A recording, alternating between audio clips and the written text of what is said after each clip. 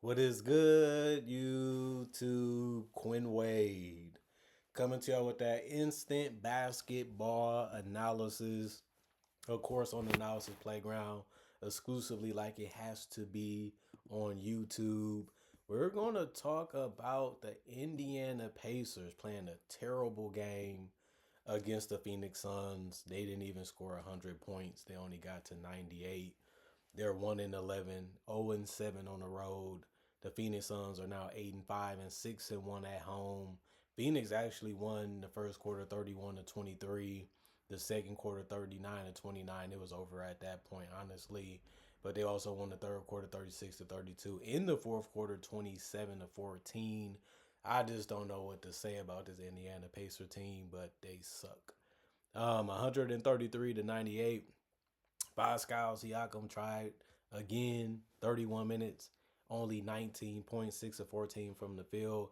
Everything is contested, everything is tough, but at least he was able to get to the free throw line and he went 7 of 8 there. He only grabbed 5 rebounds. He had 2 assists and 2 turnovers.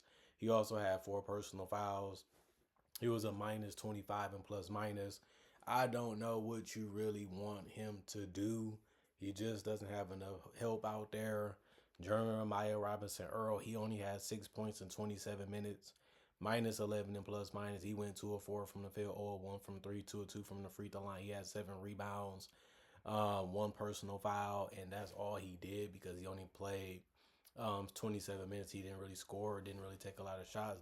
We got out there and rebound at a high level, but that was really about it because he did have 4 offensive rebounds out of those 7.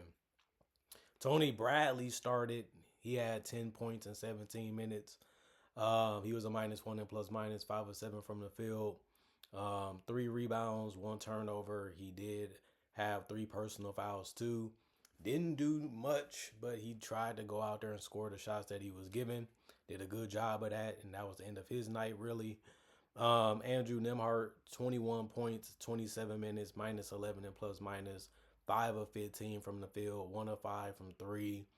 They ended up going 10 of 11 from the free throw line, 3 turnovers, 2 rebounds, 8 assists.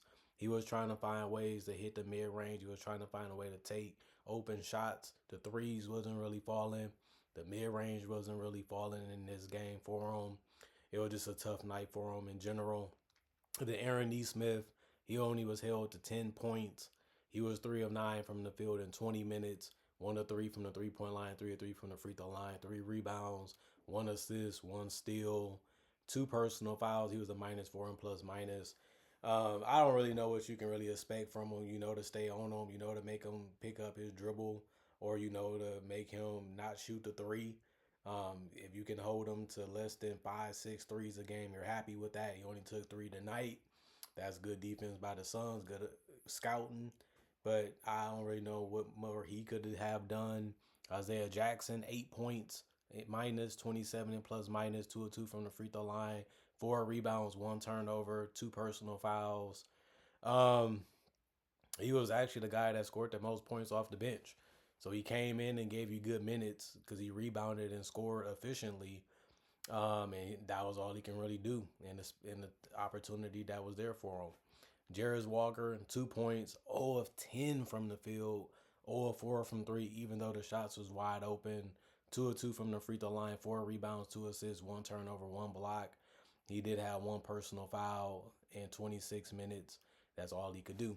Minus 28 and plus minus. That was a real bad game, probably the worst game of the season for him. Most likely, I would say.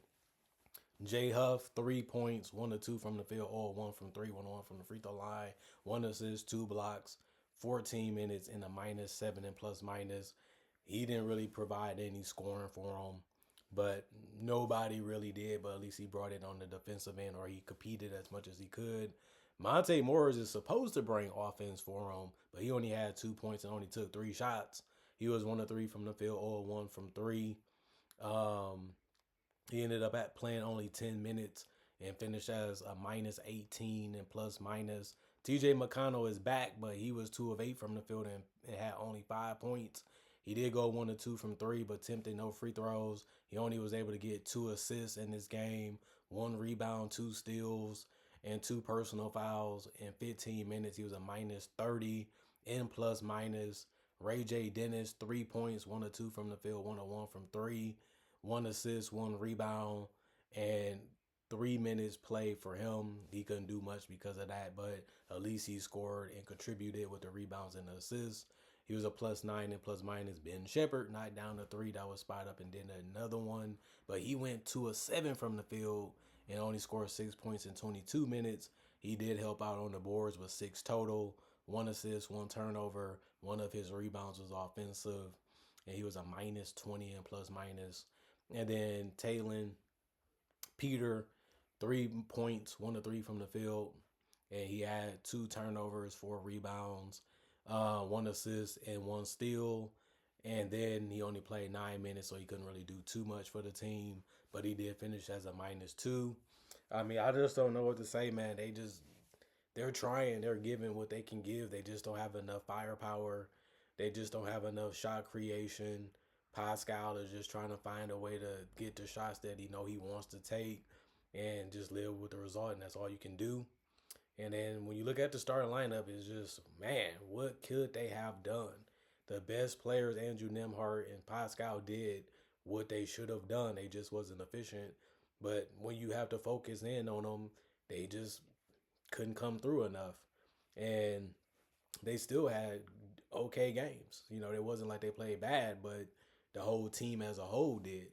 And looking at this Pacers team, it's like I just don't see how can they do better and play better. I mean, they're generating some decent looks, they're generating some decent shots, but if they knock them down, I think they still lose this game just because I just don't see them being able to do it for the whole fourth quarter, especially when things get tight and things get tougher in the fourth when it's winning time. 32 of 88, 36% from the field, 7 of 25, 28% from three, 27 to 29, 93% from the free throw line, 41 rebounds as a team, 20 assists, 12 turnovers, 4 steals, 3 blocks, and 22 personal fouls. And then the Phoenix Suns, they've been one of the hotter teams in the league. Royce O'Neal only had 5 points. He was 2 of 4 from the field, 1 of 2 from three, 3 assists, 3 rebounds, 1 turnover, 3 personal fouls, 23 minutes, +11 and plus minus. He knocked down the shots that was open for him. He just didn't take too many of them, but he did keep the offense moving and grooving, and that's all he really needed to do in this particular game. Dillon Brooks, 32 points, 12 of 18 from the field, 3 of 7 from three, 5 of 5 from the free throw line, +9 and plus minus, 2 turnovers, 1 rebound, 4 personal fouls, and that was a big game. He had the mid range going, the three ball going. He even got to the free throw line. He was really in his bag creating shots off the dribble too. And that's normally not a part of his game when it comes to scoring, but he had it really, really good this game, and he just got to be happy, and the team got to be happy that he performed well because it was a big reason why they won this game. Nate Richards, 4 points, 4 of 6 from the free throw line, 1 rebound, 1 block, 3 personal fouls, 15 minutes, a -13 and plus minus. Didn't do too much, but he didn't play a bad game in this one, and he stayed around the rim as he should. And Grayson Allen only had 12 points. He was 5 of 6 from the field, mixed it up in this game, didn't just settle for threes. He was 1 of 2 from three, 1 of 2 from the free throw line, 2 assists, 1 rebound, 12 minutes, +8 and plus minus. And then Devin Booker, 33 points for him, the most points in the game. And he was the best player for either team, and he played like it. He was 12 of 22 from the field. They let him have some threes. He couldn't really knock them down, but he did go 3 of 10 from three, 6 of 6 from the free throw line. He ended up having 5 rebounds, 7 assists, 1 turnover, and 3 personal fouls, 29 minutes, +13 and plus minus. He's playing real well, very calm, very smart decisions, trying to play his game and not change too much. And he's still finding ways to make his teammates benefit off of it. And that's what leaders do. And he's been real good this entire season. We just want to see him continue to keep it up, be an all-star, be an all-NBA player. Because most people would have gave up. Most people would want to be traded when the other guys did. And he wanted to stay and be the hero of Phoenix. And he's doing a good job of that so far. Nigel Hayes Davis, 0 points, 0 of 2 from the field, 0 of 1 from three, one turnover, one assist, one rebound. 8 minutes for him. He was a zero and plus minus, didn't do too much. Like I said, 8 minutes is not a lot of time. Plus, he still tried to score, but it just didn't happen for him. Isaiah Livers, 3 points, 1 to 3 from the field, 0 to 2 from three, 1 to 1 from the free throw line, 5 rebounds, 1 block, 1 personal foul, 20 minutes in a plus 22 and plus minus. He just went out there and knocked down the only shot in the free throws that he could, but he did a lot on the rebound and end, and he tried to compete defensively when he was out there. Oso Ighodaro did the same. He just scored more points. He finished with 17, which was the most points off the bench. He was 7 to 9 from the field and 3 of 5 from the free throw line. He had 7 rebounds, 1 turnover, 3 steals, 3 blocks. I like that he really came in trying to make a difference in this game on both ends of the court, and that he did. 1 personal foul, 26 minutes, a plus 52 and plus minus.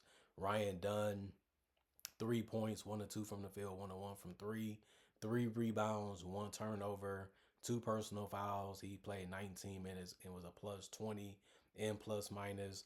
Rashard Flemings, Rasheer Flemings, 2 points, 1 to 3 from the field, 0 to 2 from three. He did get a rebound and the assist. His rebound was offensive. Same with Dunn. He finished with 7 minutes, couldn't really do too much because of that. -2 and plus minus for him. Kaman Malawach ended up getting an easy attempt, but he only went 1 to 2 from the field and 0 to 1 from three. In 2 points, 2 rebounds, 1 turnover, 1 block for him. And he also had 2 personal fouls and was a -4 and plus minus. Jordan Goodwin, 10 points, 4 of 7 from the field, 2 of 3 from the 3 point line, 9 rebounds, 5 assists, 1 steal. He ended up having 2 personal fouls in 23 minutes, was a plus 32 and plus minus. He's been one of their better scorers off the bench, and he continued that today. He had the space to shoot the threes. He took them, made majority of them, which is always great. And he was also able to get some other shots to drop, which he normally does. And Colin Gillespie, 10 points, 3 of 7 from the field, 2 of 4 from three, 2 of 2 from the free throw line, 4 rebounds, 1 assist, 2 turnovers, 3 personal fouls, 23 minutes, a plus 27 and plus minus for him. He also been very consistent off the bench for them offensively, especially, and he can set up his teammates too. And he did that in this game, but he didn't play a lot of minutes. He played enough to where they can keep it going, and then they was able to help get the starters some rest a little bit. Besides, of course, Devin Booker and Brooks, but they played their part. They played their role. Just a great showing overall from the bench of the Suns. And then 49 of 85, 57% from the field, 13 of 35, 37% from three, 22 of 27, 81% from the free throw line, 43 rebounds, 19 assists, 11 turnovers, 6 steals, 6 blocks, 24 personal fouls. And that was the game. Just a bad game from the Pacers. There's nothing much they can do. They have what they have. They're going out there playing as well as they can. They just don't have enough, honestly. Even the Suns made it look like it was no competition at all in this game. I don't want to talk too bad about the Pacers, but I also want to say the Suns been doing this to everybody. It wasn't just the Pacers because they suck. The Suns are above 500 just because they've been playing great team basketball and they've been playing real well off their star. And he's just finding ways to let his teammates get their own while he can get his own while still playing team basketball on both ends of the court by communicating and also just making the right plays and the right decisions and trusting each other that it can happen. And it's been happening for the good cause, and that's what you have to love it for. I love what I've been seeing out of Phoenix. They one of the teams that I really liked, but we'll see how their season continues to go because it's only going to get tougher. And hopefully they don't have no injuries. I just really want to see how they're going to perform as the season continues.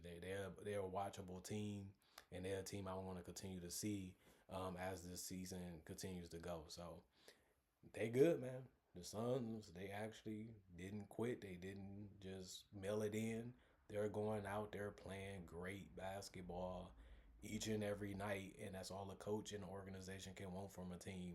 Even if they don't make the playoffs, even if they make just the play in, this was a season where a lot of people looked at them and said they're going to be bad, they're going to suck, and that still could be a possibility. But I like the way they're just going out and playing mentally and how they feel about themselves and how they approach the game. and how they play the game. So just mad respect from me to another, organization that is doing what they can with what they have. You got to work with what you got. And Indiana doing it, the Suns doing it, but the Suns doing it at a higher level. That's all. Comment, like, subscribe, share it, the notification bell to get the analysis when it first come out. I also do conversation video just like this about various NBA only topics. Also do breakdowns of real footage of legends, current legends, rookies, and also future stars. Also do mock draft and draft coverage. Also got over 4,000 videos already on my channel that you can watch right now and enjoy, and it's all for free. And on top of that, I have to say, I try to upload videos every day throughout the day.